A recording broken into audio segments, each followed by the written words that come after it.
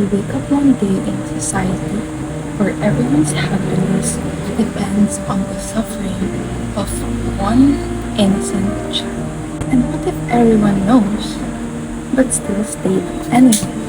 This is the exact plot of the Made in Abyss Season 2 Village arc. Made in Abyss is a 2017 dark fantasy anime adaptation of Akihito Tsukibushi's manga. Set in the town of Orth, a village built around a massive mysterious pit called the Abyss.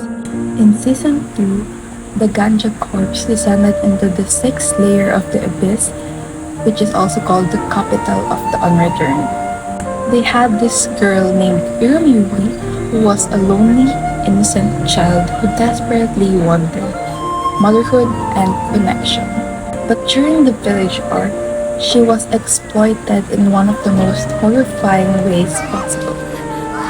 Her body, her emotions, her pain, and desires basically become transformed into the village called Irubur. Now the villagers survive because of her. They get food, shelter, safety, and prosperity, all because Irumyubi continued suffering. And you know what's the most disturbing part is? The villagers are fully aware of this. They justify it by saying survival requires sacrifice. Like it's tragic, yes, but it's also necessary. And that's what makes the arc so uncomfortable, because it forces you to ask if an entire society dependent on one person's suffering, can it ever be morally justified? And what's crazy is that this exact moral question already exists in a philosophical short story titled The Ones Who Walk Away from Omelas. In Omelas, there's a perfect utopian city.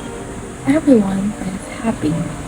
But this is prosperity only exists because there's a child who's locked away in absolute misery.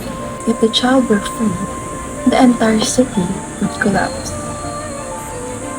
Everyone eventually learns the truth. Most people accept it, while some walk away. And that's why the village arc of Made in Abyss feels so horrifyingly familiar. Because Irumyubi is basically the child locked in the basement of Omelas.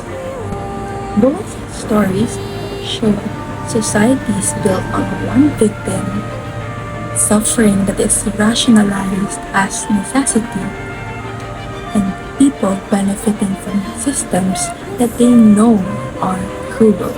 But there's still one major difference. Omelas presents the idea philosophically. It asks you to question intellectually. But Made in Abyss makes you feel the horror physically. You don't just think about the suffering, you actually watch it happen. And honestly, don't we see this in everyday life? A lot of societies are built on one's suffering. Cheap labor, exploitation, corruption, wealth inequality. Sometimes, people know that a system is unfair, but still participate because the system benefits them. Just like Omelas, just like Iruburu.